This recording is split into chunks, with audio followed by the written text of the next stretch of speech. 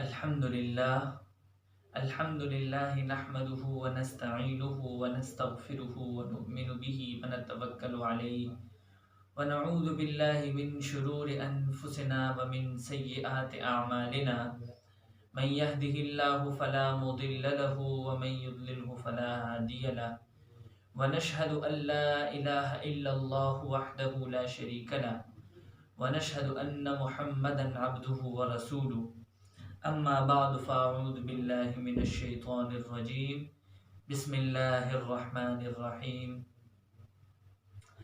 الذين ينفقون أموالهم بالليل والنهار سرا وعلانية فلهم أجرهم عند ربهم ولا خوف عليهم ولا هم يحزنون صدق الله العلي العظيم اللهم صل على سيدنا ونبينا ومولانا محمد وعلى آل سيدنا ونبينا ومولانا محمد كما صليت على إبراهيم وعلى آل إبراهيم إنك حميد مجيد اللهم بارك على محمد وعلى آل محمد كما باركت على إبراهيم وعلى آل إبراهيم إنك حميد مجيد.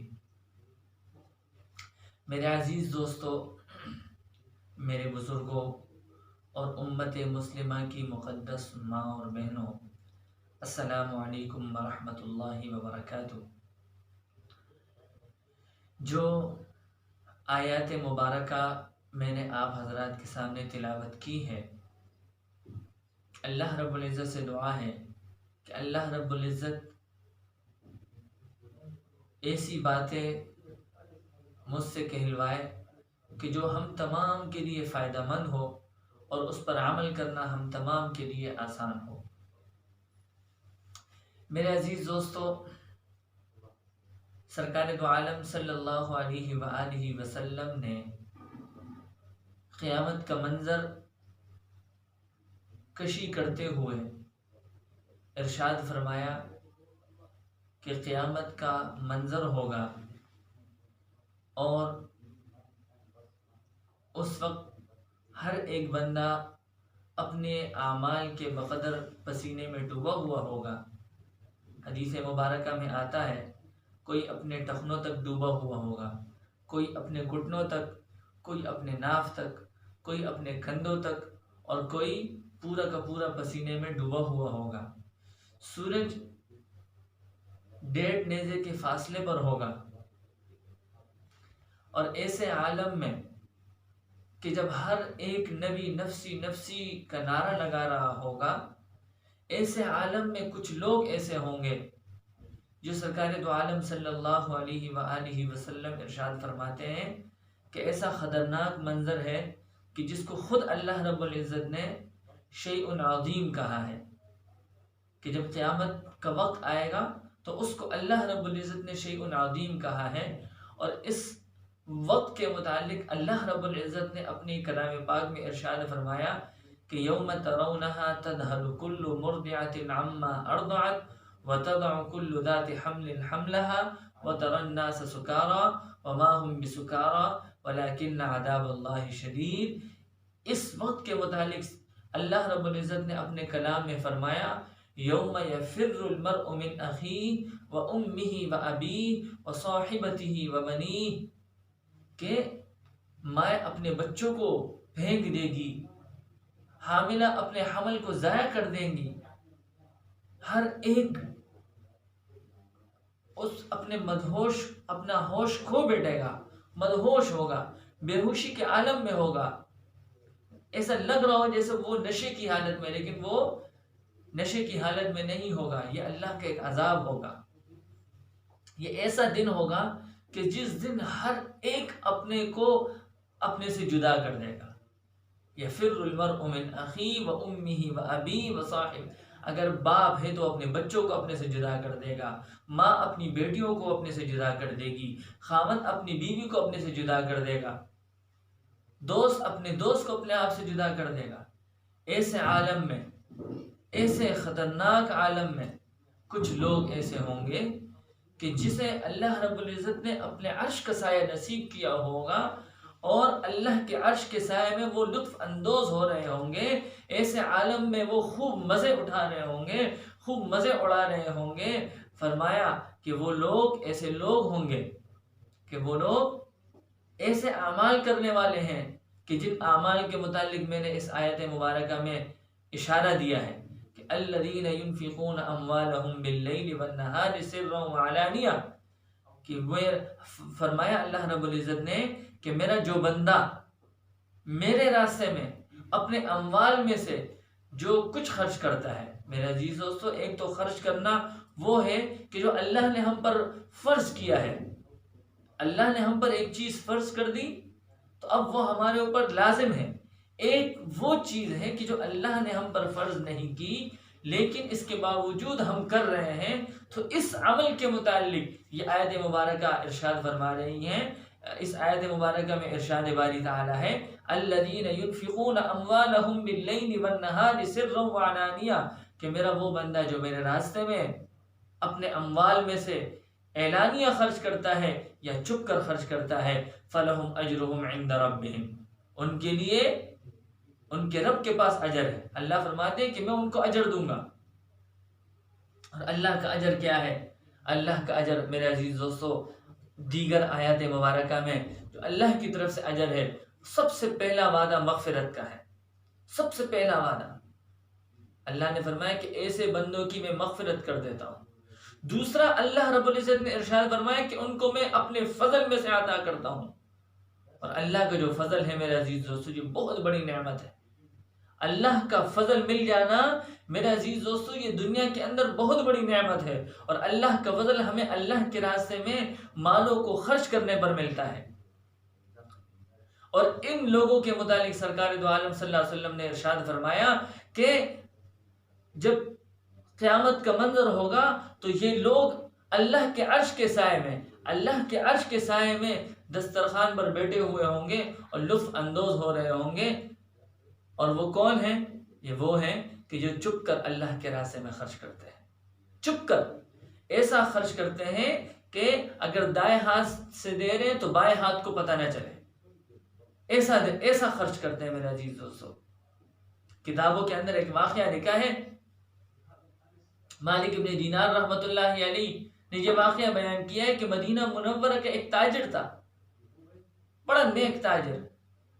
وہ راستے پر سے گزر رہا تھا، کھجوروں کا اس کا تجارت تھا، کھجوروں کی تجارت کیا کرتا تھا، اس کے ہاتھ میں کھجور کا دانہ ہے، وہ کھا رہا ہے۔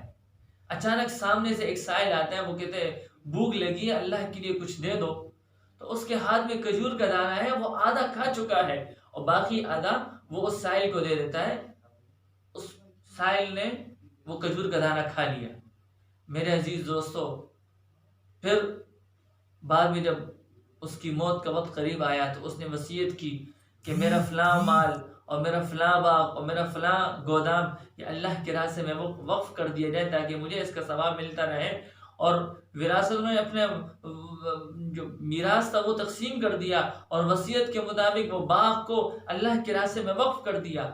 کسی نے اس کو خواب میں دیکھا، اس سے پوچھا کہ بھئی تیرے بیٹوں نے تو، تیرے وارثوں نے تیرے ساتھ بہت اچھا برتاؤ کیا ہے، بتاؤ کہ اللہ نے تیرے ساتھ کیا کیا؟ تو وہ تاجر کہنے لگا خواب دیکھنے والے کو کہ یہاں کا معاملہ کچھ اور ہے، یہاں کا معاملہ کچھ اور ہے۔ یہاں کا معاملہ ایسا ہے کہ جو بندہ اپنے ہاتھ سے خرچ کرتا ہے اس کے ساتھ ایک الگ سا برتاؤ کیا جاتا ہے۔ مطلب میری پوری زندگی کے اعمال اور میرا یہ باغ کا صدقہ کیا جانا، اللہ کے راستے میں وقف کیا جانا یہ ایک طرف، اور وہ آدھا کھجور کا دانہ جو میں نے اللہ کے راستے میں ایک سائل کو دیا تھا اس کا ثواب ایک طرف۔ تو میرے عزیز دوستو چپ کر صدقہ کرنے کا، چپ کر کسی کی مدد کرنے کا مزہ ہی کچھ اور ہے، مزہ ہی کچھ اور ہے۔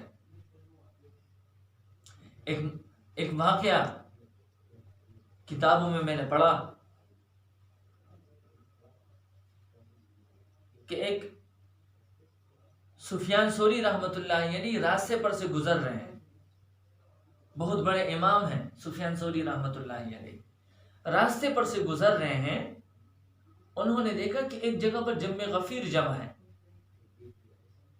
وہاں پر جا کر دیکھا، پوچھا لوگوں سے کیا ماجرا ہے، کہنے لگا کہ شہزادہ ہے، بادشاہ کا بیٹا شہزادہ، وہ اپنے لیے محل تعمیر کرنے لگا ہے، اس کی سنگ بنیاد ڈالی جا رہی ہے۔ تو شہزادہ وہاں پر موجود تھا۔ سفیان ثوری رحمۃ اللہ علیہ شہزادے کے پاس گئے، شہزادے سے کہنے لگے کہ اے شہزادے تو کیا کر رہا ہے؟ کہنے لگا کہ میں اپنے لیے محل تعمیر کر رہا ہوں۔ سفیان ثوری رحمۃ اللہ علیہ پوچھتے ہیں کہ اس محل پر کتنا خرچہ آئے گا، کتنی لاگت آئے گی؟ کہنے لگے کہ 2 لاکھ دینار، 2 لاکھ دینار اس کا تخمینہ ہے۔ سفیان ثوری رحمۃ اللہ علیہ کہنے لگے کہ تجھے معلوم ہے کہ یہ محل تعمیر ہونے کے بعد تو اس میں رہے گا یا نہیں؟ تو وہ شہزادہ خاموش ہو جاتا ہے۔ سفیان ثوری رحمۃ اللہ علیہ کہتے ہیں کہ اے شہزادے، اگر یہ 2 لاکھ دینار تو مجھے دے دے تو میں تجھے ایک ایسے محل کا وعدہ کرتا ہوں کہ جس میں تو ہمیشہ ہمیشہ رہے گا اور اس سے تو نکالا نہیں جائے گا اور تجھے موت بھی نہیں آئے گی۔ وہ شہزادہ کہتا ہے کہ اگر بات اسی طرح ہے تو میں یہ 2 لاکھ دینار میں تجھے دیتا ہوں، لیکن شرط یہ ہے کہ تو نے مجھے یہ بات لکھ کر دینی ہے، معاہدہ کرنا ہے میرے ساتھ۔ سفیان ثوری رحمۃ اللہ علیہ کا ایمان دیکھیے، معلوم تھا کہ اللہ کا وعدہ ہے کہ مغفرت ہے، فضل ہے، اور سرکار کا وعدہ ہے کہ جو اللہ کے راستے میں دیتا ہے اللہ اس کے لیے محل تعمیر کر دیتا ہے۔ میرے عزیز دوستو، سفیان ثوری رحمۃ اللہ علیہ بیٹھ گئے اور کہا کہ خدا کی قسم یہ 2 لاکھ دینار یہ اللہ کو دے رہا ہے اور اللہ اس کے لیے جنت میں ایک محل تعمیر کر رہا ہے کہ جس کے 60,000 دروازے ہوں گے۔ یہ بات لکھ کر اس کے حوالے کر دی۔ اس نے وہ 2 لاکھ دینار سفیان ثوری رحمۃ اللہ علیہ کے حوالے کر دیا۔ سفیان ثوری رحمۃ اللہ علیہ نے پورے ملک میں اعلان کروا دیا کہ بھئی سفیان ثوری کے پاس صدقے کا مال آیا ہے کہ جو بھی صدقات کا مستحق ہے وہ آ کر سفیان ثوری سے اپنی ضرورت کے مطابق صدقات لیتے جائے۔ غربا آتے گئے، سائلین آتے گئے، صدقے کا مال لیتے گئے۔ وہ 2 لاکھ دینار خرچ ہو گئے۔